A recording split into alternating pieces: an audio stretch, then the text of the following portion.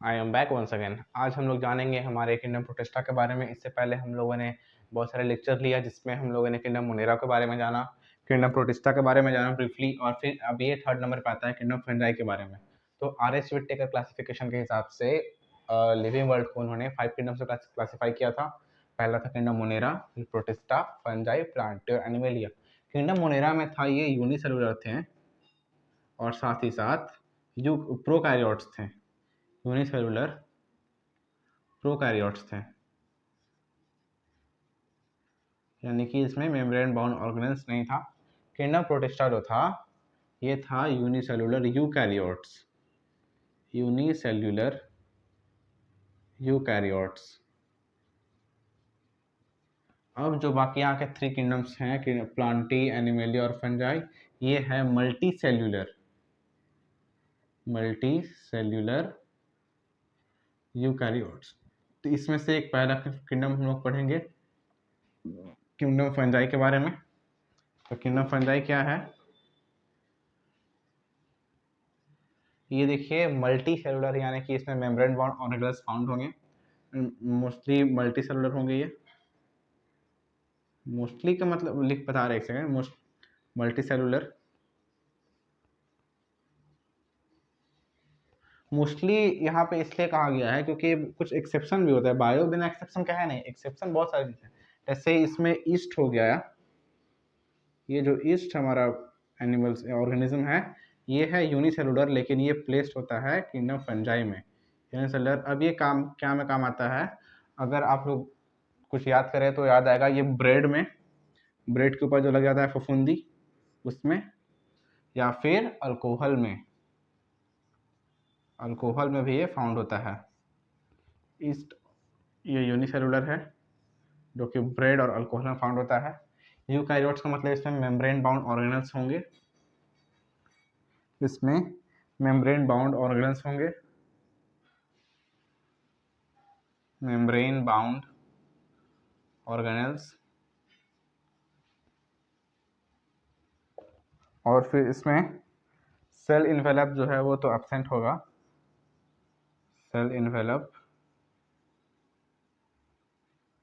Absent है। इसमें जो है सेल वॉल जो हमारा वो काइटिन का होगा, जो सेल वॉल है काइटिन का सेल वॉल होगा इसमें, या फिर पॉलीसेक्राइड का सेल वॉल होगा, एंड पॉलीसेक्राइड ठीक है। अब फिर उसके बाद इसमें ये हो गया किंगडम फंजाई के बारे में। क्या क्या होता है किंगडम फंजाई में, ये मोस्टली मल्टी सेलुलर होते हैं। मोस्टली इसलिए कहा गया है क्योंकि इसमें कुछ एक्सेप्शंस भी, जैसे ईस्ट हो गया वो यूनिसेलुलर है जो कि ब्रेड में या फिर अल्कोहल में फाउंड होता है। ये मेम्ब्रेन बाउंड ऑर्गेनेल्स होते हैं, इसमें मेम्ब्रेन बाउंड ऑर्गेनेल्स फाउंड होते हैं। सेल इन्वेलप इसमें एब्सेंट होगा, और सेल वॉल जो इसका वो काइटिन का और पॉलीसेक्राइड का बना हुआ होगा। उसके बाद हो गया, उसके बाद हम लोग इसको पहले क्लासीफाई करने के लिए कुछ चीज़ होते हैं, जैसे मोड ऑफ न्यूट्रिशन का हम लोग बेसिस पे क्लासीफाई करेंगे इसको। मोड ऑफ न्यूट्रिशन के बेसिस पे, मोड ऑफ न्यूट्रिशन, और फिर है मोड ऑफ रिप्रोडक्शन,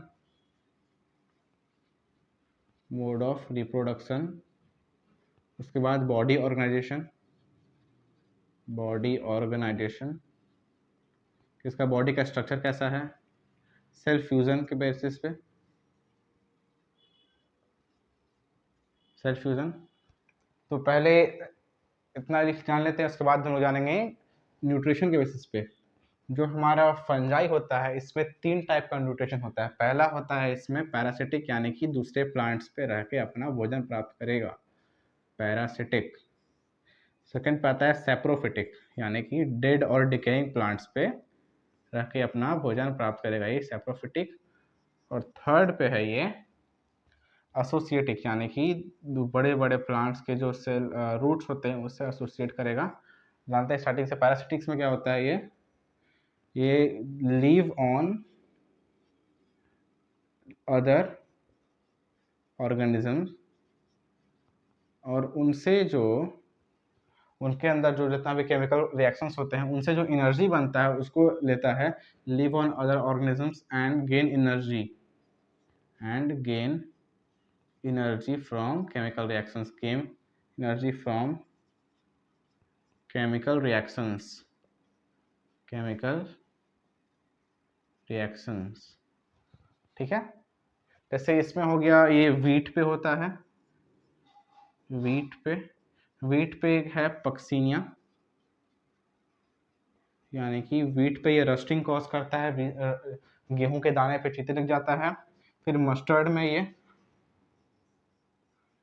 यानी कि सरसों के जो दाने हैं उस पर लग जाता है, एल्ब्यूगो कैंडिडा, एल्ब्यूगो, ये हो गया 2। सेकंड नंबर पे है सैप्रोफिटिक, यानी कि डेड और डिकेइंग प्लांट्स पे रहेगा, यानी कि सैप्रोफिटिक का मतलब है लीव ऑन, सैप्रोफिटिक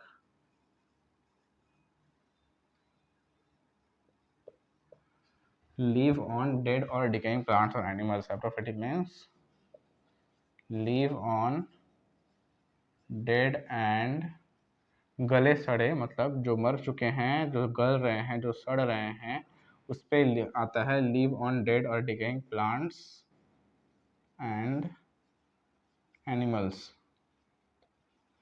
तो इसका एग्जांपल है, देखिए जैसे जो हमारा फूड साइकिल चलता है, जैसे मान लीजिए घास को है, घास को हिरन खाता है, हिरन को शेर खाता है, लेकिन जब शेर मर जाता है तब उसे कौन खाता है?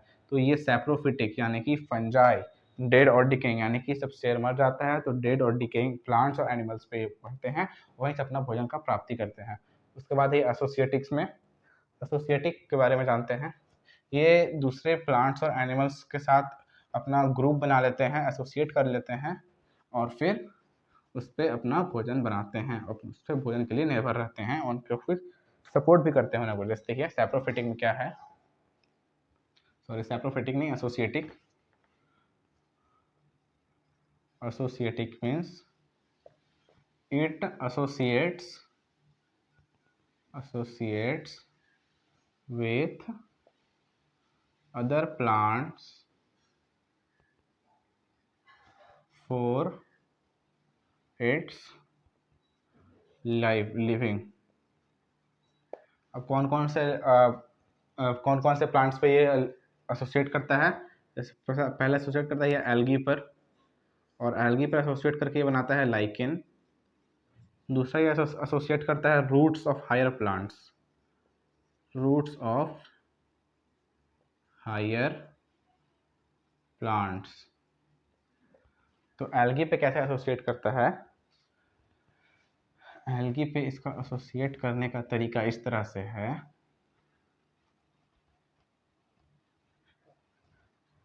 जैसे ये एल्गी हो गया है तो उस पर क्या करता है, साइड साइड से जाके एसोसिएट हो जाएगा फंजाई पूरा, तो घेर लेगा चारों तरफ से, और इसे क्या करेगा, सबसे पहले इसका तो सरफेस एरिया बढ़ा देगा। ये एसोसिएट्स करने में क्या करता है, ये सरफेस एरिया बढ़ाता है, सरफेस एरिया इंक्रीज कर देता है, प्लस कर देते हैं, सरफेस एरिया बढ़ा देता है। और क्या होगा इसमें, मोटिलिटी में हेल्प करेगा ये, मोटिलिटी यानी कि चलने फिरने में हेल्प करेगा। थर्ड में क्या हो सकता है, ये पैथोजेंस यानी कि डिजीज से भी बचाएगा, helps to over pathogens, helps to overcome of pathogens, यानी कि डिजीज से भी बचाएगा, उसका सरफेस से भी बढ़ाएगा, मोटिलिटी में भी हेल्प करेगा। अब बदले में क्या होता है, ये जो लाइकेन है या फिर higher roots of higher plant, जैसे माइकोराइजा हो गया, रूट्स ऑफ हायर प्लांट्स में होता है माइकोराइजा,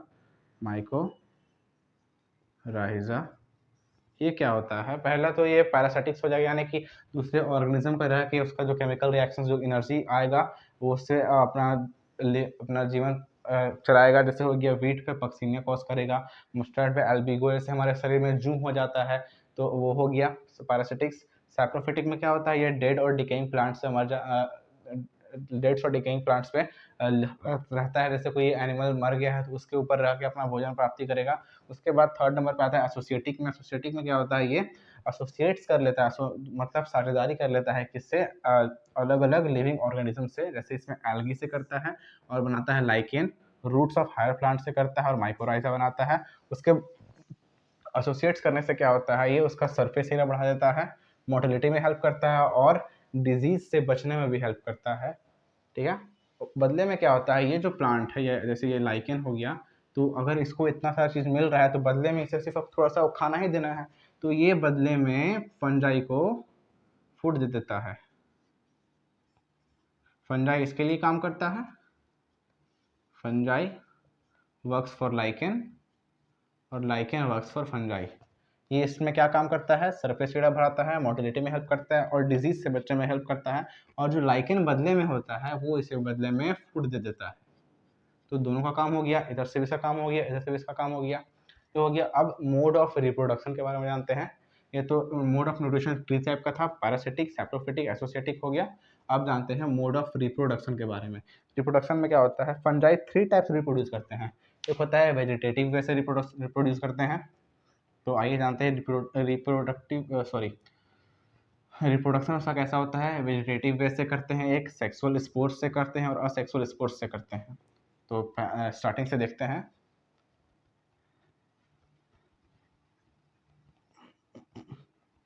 मैंने स्पोर्ट्स के बारे में बताया था किंगडम प्रोटिस्टा में, उसी टाइप के इसमें भी स्पोर्ट्स हो जाते हैं। तो देखिए क्या क्या है। पहला है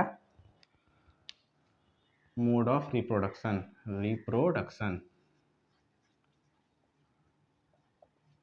ये रिप्रोडक्शन भी 3 टाइप से करते हैं, कौन कौन सा। पहला है वेजिटेटिव वे,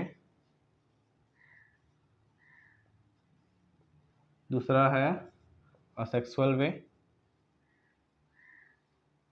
और तीसरा है सेक्सुअल वे। तो वेजिटेटिव वे में क्या होता है, ये जैसे वेजिटेटिव वे में ये फ्रैगमेंटेशन से करते हैं, यानी कि टूट टूट कर, जैसे बता रहा हूँ मैं, एक सेकेंड। फ्रैगमेंटेशन जैसे फंजाई, जैसे मशरूम हो गया, वो भी एक फंजाई है। तो मशरूम को जब तोड़ तोड़ कर किसी एक मशरूम कल्चर करेंगे, तोड़ तोड़ कर जब डाल देंगे, जितने भी उसके पार्ट्स टूटे होंगे वो एक नया मशरूम का डेवलप कर देंगे। वो होता है फ्रैगमेंटेशन, यानी कि छोटे छोटे फ्रैगमेंट्स में उसको तोड़कर उसे खेती करना। जितने भी उसका पार्ट्स टूटेंगे, जैसे ये मशरूम हो गया इस टाइप से, अगर इसको तोड़ा जाए तो मान लीजिए इतना छोटा छोटा पार्ट्स में टूटा है, इतना छोटा पार्ट्स में टूटा है, बहुत सारा पार्ट्स में टूटा है। अभी जितने भी पार्ट्स हैं, जितने भी ये पार्ट्स हैं, जितने जगह इनका जो कल्चर होगा, ये एक एक पार्ट एक नया मशरूम बना देंगे, एक एक पार्ट एक नया मशरूम बना देंगे। ये हो गया फ्रैगमेंटेशन से। और दूसरा होता है सेक्सुअल वे में, स्पोर्ट्स के जैसे फंजाई प्रोटिस्टा में था स्पोर्ट्स, उस टाइप से स्पोर्ट्स में होता है। तो कौन कौन सा स्पोर्ट्स होता है देखते हैं। ऑकर्स बाय स्पोर, कौन कौन सा स्पोर। तो पहला स्पोर है कोनिडिया,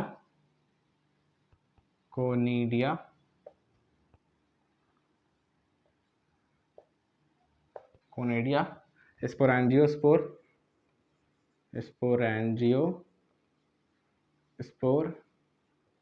और फिर एप्लानोस्पोर,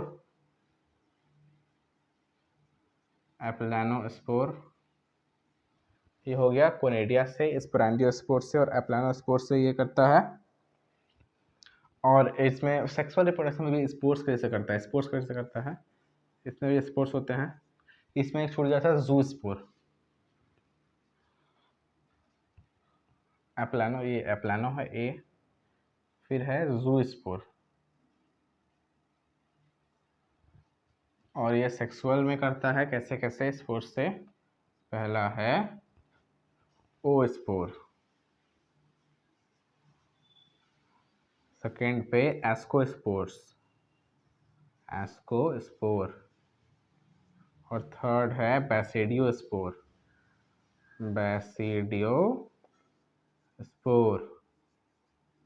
इसका रिप्रोडक्शन 3 वे से होता है। पहला कौन सा है, वेजिटेटिव वे में ये फ्रैगमेंटेशन, यानी कि छोटे छोटे फ्रैगमेंट्स में मशरूम के जो पार्ट्स है उसको छोटे छोटे फ्रैगमेंट्स में तोड़कर उससे करने से इसका रिप्रोडक्शन होता है। नया नया जो जितने भी पार्ट्स टूटे हैं वो सब एक नया मशरूम बनाते हैं।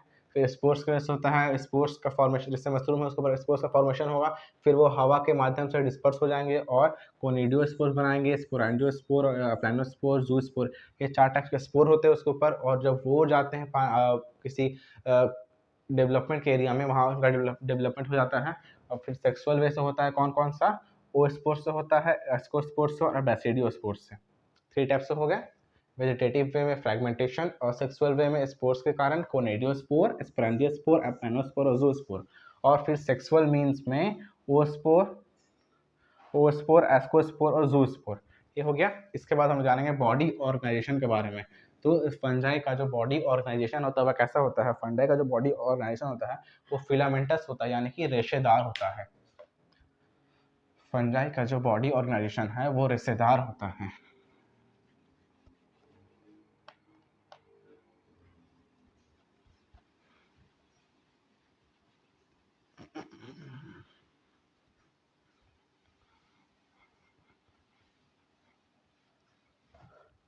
बॉडी ऑर्गेनाइजेशन, फंजाई का बॉडी ऑर्गेनाइजेशन,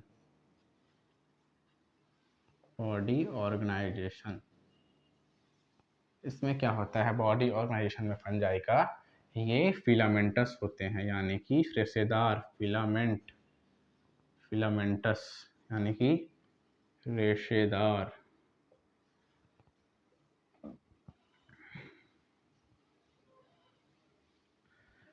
और रेशेदार यानी कि इनका स्ट्रक्चर इस टाइप से होता है और इसे कहा जाता है हाइफे। ये हाइफे है। और जब ये फिलामेंटस स्ट्रक्चर होता है और जब ये बहुत सारे हाइफे मिल जाते हैं, जैसे एक ऐसा हाइफे हो गया, एक ऐसे हो गया, इस तरह से जब बहुत सारे हाइफे मिल जाते हैं तो एक जाल का, ग्रुप का फॉर्मेशन करते हैं, उसका नाम होता है माइसिलीन। माइसिलीन हाइफे, एक हाइफे फिलामेंटस। फंजाई का जो बॉडी ऑर्गेनाइजेशन होता है वो फिलामेंटस होता है, यानी कि रेशेदार इस टाइप्स के। ये हाइफे है, इसको हाइफे कहा जाता है। और जब बहुत सारे हाइफे मिल जाते हैं, जाल का फॉर्मेशन करते हैं, तो ये माइसिलिन होता है। इसका जाल का फॉर्मेशन का एग्जांपल कैसे बताया था मैंने? इसमें मोड ऑफ सॉरी जो लाइकेन, न्यूट्रिशन में जो लाइकेन था, लाइकेन पे जो जाल बनते आते थे साइड साइड, लाइकेन हो गया जिसके ऊपर जो साइड साइड में जो जाल बनते आते हैं वही है माइसिलिन। ये है लाइकेन और ये जो है ये है माइसिलिन। माइसिलिन, ठीक है। इसका जो स्ट्रक्चर होता है, इसको अगर हम लोग थोड़ा ब्रीफली थोड़ा खोल के अगर पढ़ें तो इस टाइप से होता है इसका स्ट्रक्चर। जैसे फंजाई जो हाइफे है, इसका अगर स्ट्रक्चर देखा जाए तो इनका स्ट्रक्चर होता है ऐसे ऐसे, इसमें बहुत सारे न्यूक्लियस होते हैं। अगर इसमें सेप्टेट प्रेजेंट, अगर सेप्टा इसे कहते हैं, अगर एक बॉक्स है, एक बॉक्स ऐसे बना हुआ है, एक बॉक्स ऐसे बना हुआ है, एक बॉक्स ऐसे बना हुआ है, अगर इसमें ऐसा प्रेजेंट है, यानी कि इससे कहा जाता है ये जो लाइन है, लाइनिंग है, इसको बोलते हैं सेप्टेट। सेप्टेट, अगर इसमें सेप्टेट प्रेजेंट है तो ये हो जाएगा सिनोसिटिक।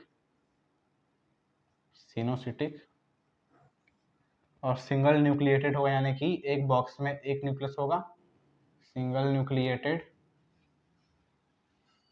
और अगर इसमें हाइफे, जैसे ये सेप्टेट अगर प्रेजेंट नहीं है, जैसे बाय द वे इसमें सेप्टेट प्रेजेंट नहीं है, तो एक और फिगर बना लेता हूँ।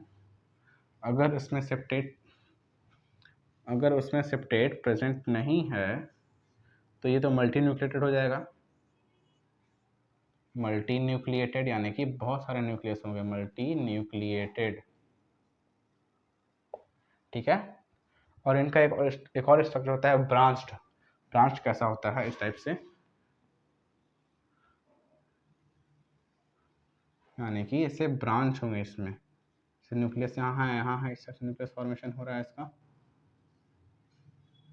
तो जो एक हाइफ है वो टूट कर दो बन जाएगा, वैसे एक पर जा रहा है तो टूट कर ये एक दो है, ऐसे करके एक दो बन जाएगा, यानी कि इधर निकल जाएगा और एक साइड निकल जाएगा, यानी कि एक इधर निकल जाएगा और एक इधर निकल जाएगा। ये हो जाता है ब्रांच्ड हाइफे। ब्रांच्ड हाइफे हो गया। बॉडी ऑर्गेनाइजेशन इसके स्टेप से होता है। अब इसके बाद आते हैं हम लोग सेल्फ फ्यूजन के बारे में। सेल्फ फ्यूजन कैसे होता है इसका वही जानते हैं। पहले इसको एक बार फिर से रिवाइज कर लेते हैं। बॉडी ऑर्गेनाइजेशन जो फंजाई का होता है वो होता है फिलामेंटस, यानी कि रेशेदार। सिंगल सिंगल को बोलते हैं हाइफे, और जब ये हाइफे मिलकर एक जाल बनाते हैं, ग्रुप बनाते हैं, उसको बोलते हैं माइसिलीन। हाइफे का स्ट्रक्चर तीन टाइप का होता है। अगर हाइफे में अगर सेप्टेट प्रेजेंट है, ये तो इसको सेप्टेट बोलते हैं। अगर सेप्टेट प्रेजेंट है तो ये सिंगल न्यूक्लिएटेड होगा और इसको बोलते हैं सिनोसिटिक, यानी कि सिंगल न्यूक्लिएटेड होगा। और अगर सेप्टेट एब्सेंट है, अगर सेप्टेट इज एब्सेंट, सेप्टेट अगर एब्सेंट है तो ये मल्टी न्यूक्लिएटेड होगा। और इसका एक और स्ट्रक्चर होता है ब्रांच्ड, यानी कि एक हाइफे टूट कर नहीं, ब्रांच बीच में से दो ऐसे निकल जाएगा। ठीक है, उसके बाद है सेल्फ फ्यूजन। इसमें सेल्फ फ्यूजन कैसे होता है आइए जानते हैं सेल्फ फ्यूजन के बारे में।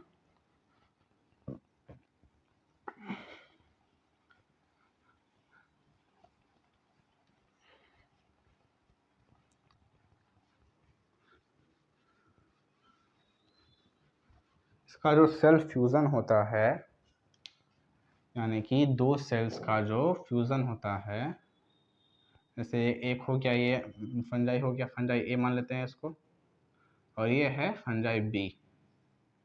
अब दो सेल्स का जो फ्यूजन में इसमें दो टर्म्स आते हैं, एक आता है प्लाज्मोगैमी, पहला टर्म है प्लाज्मोगैमी, इससे पता चल रहा होगा प्रोटोप्लाज्म का इसमें फ्यूजन होता है, प्लाज्मोगैमी।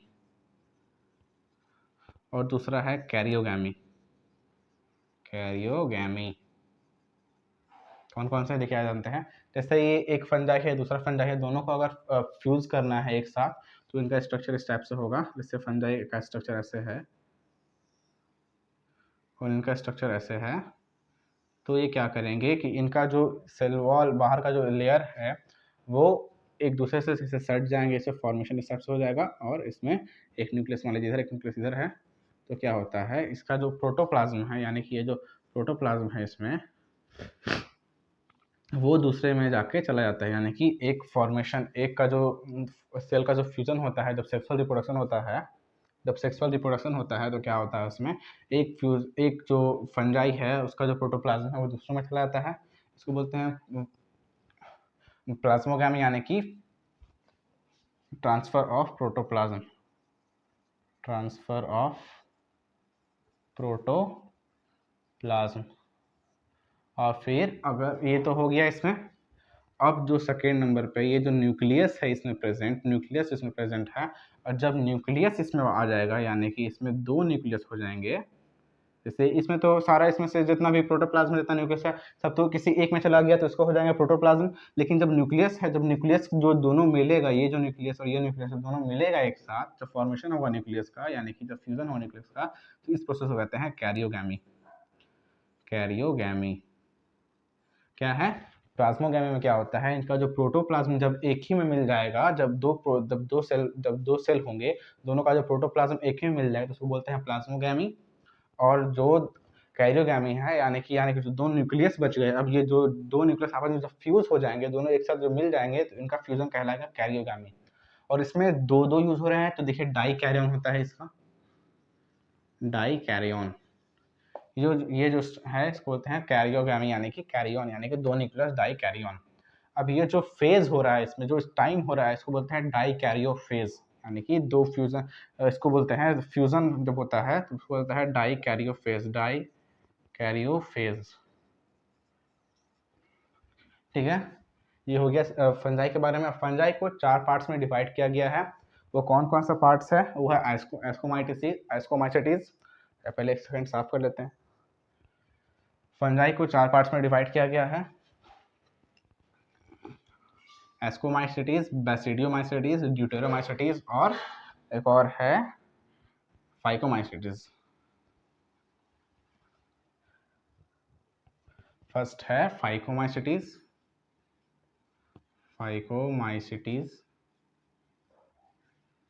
सेकेंड पे है एस्कोमाइसिटीज, थर्ड है बैसिडियोमाइसिटीज,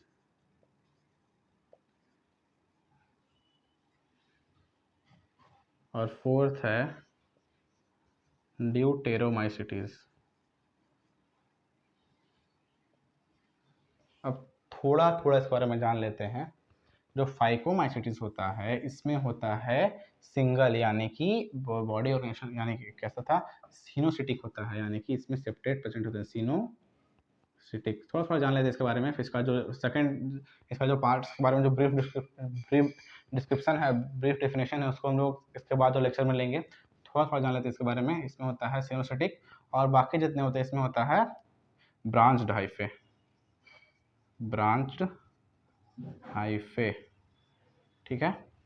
अब एस्को यानी कि इसको थोड़ा सा वर्ड को आगे पीछे थोड़ा कर लिया जाए, ASC को, जैसे ये एस्को है, ASC है, अगर इसको ऐसे कर लिया जाए, SSC आगे थोड़ा पीछे कर लिया जाए, तो इस एस्कोमाइसिटीज को कहा जाता है सैक फंगी। सैक यानी कि बोरा, सैक फंगी किसको कहा जाता है? एस्कोमाइसिटीज, ठीक है।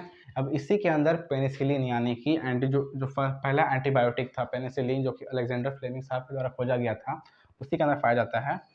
पेनिसिलिन जो है, पेनिसिलियम जो है, वो पहला जो एंटीबायोटिक था वही फंजाई था, जो कि अलेक्जेंडर फ्लेमिंग के साथ द्वारा खोजा गया था, अलेक्जेंडर फ्लेमिंग, ठीक है, इसके द्वारा खोजा गया था। और जो ड्यूटेरियमाइसिटीज है, इसमें कोई भी तरह का सेक्सुअल रिप्रोडक्शन नहीं होता है, यानी कि सेक्सुअल रिप्रोडक्शन इसमें एब्सेंट होता है।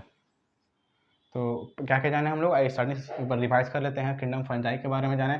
किंगडम फंजाई जो होता है वो मल्टी सेलुलर यूकैरियोट्स होते हैं, यानी कि इसमें बहुत सारे सेल्स होंगे, लेकिन इसका एक्सेप्शन है, कौन सा एक्सेप्शन है? ईस्ट, जो कि ब्रेड में और फिर ब्रेवरी यानी कि अल्कोहल बनाने में हेल्प करता है, उसमें सेल वॉल प्रेजेंट होता है, काइटिन या फिर पॉलीसेकेराइड का सेल वॉल होता है इसमें।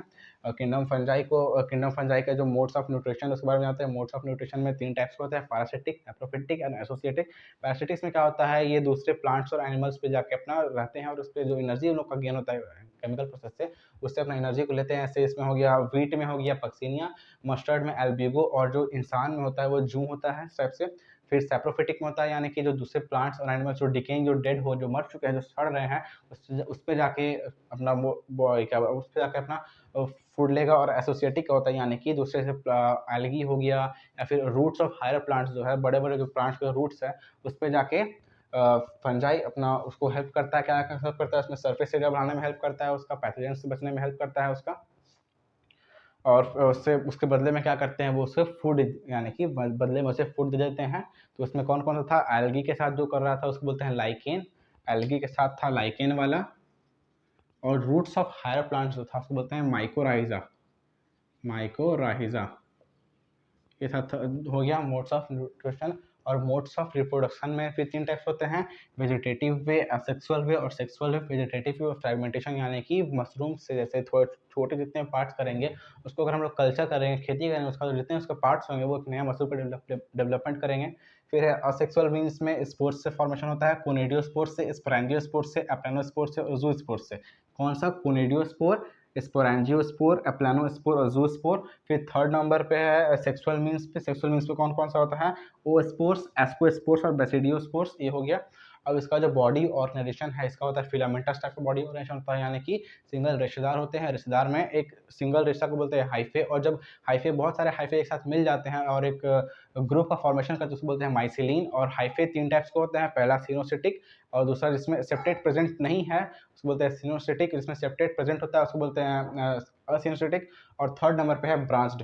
तो सिनोसिटिक में क्या था, उसमें बहुत सारे न्यूक्लियस प्रेजेंट होते हैं, और एसिनोसिटिक्स में यानी कि उसमें सेप्टेट प्रेजेंट होते हैं, यानी कि सिंगल न्यूक्लिएटेड होते हैं। और जो ब्रांच होता है वो एक फंजाई टूटकर 2 भागों में बन जाता है।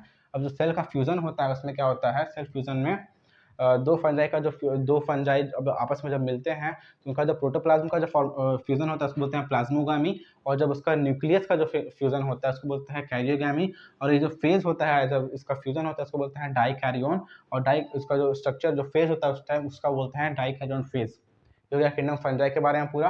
और किंगडम फंजाई को 4 पार्ट्स में डिवाइड किया गया है, फाइकोमाइसिटीज, एस्कोमाइसिटीज, ड्यूटेरोमाइसिटीज और बेसिडियोमाइसिटीज। फाइकोमाइसिटीज में क्या होता है, ये सिनोसिटिक होता है, यानी कि इसमें मल्टी न्यूक्लिएटेड होते हैं। और जो बाकी जो तीनों टाइप्स है उसमें होते हैं, इसमें ब्रांच टाइप पाया जाता है। एस्कोमाइसिटीज को सैक फंगी भी कहा जाता है। इसमें वर्ल्ड का पहला एंटीबायोटिक यानी कि पेनिसिलिन जो खोजा गया था उसको प्लेस किया गया है। और जो ड्यूटेरोमाइसिटीज होता है इसमें सेक्सुअल रिप्रोडक्शन किसी भी टाइप का नहीं होता है। अब इसका जो चारों पार्ट्स के बारे में जो ब्रीफ डिस्क्रिप्शन है इसका हम लोग जानेंगे नेक्स्ट लेक्चर में। तब तक के लिए थैंक यू वेरी मच।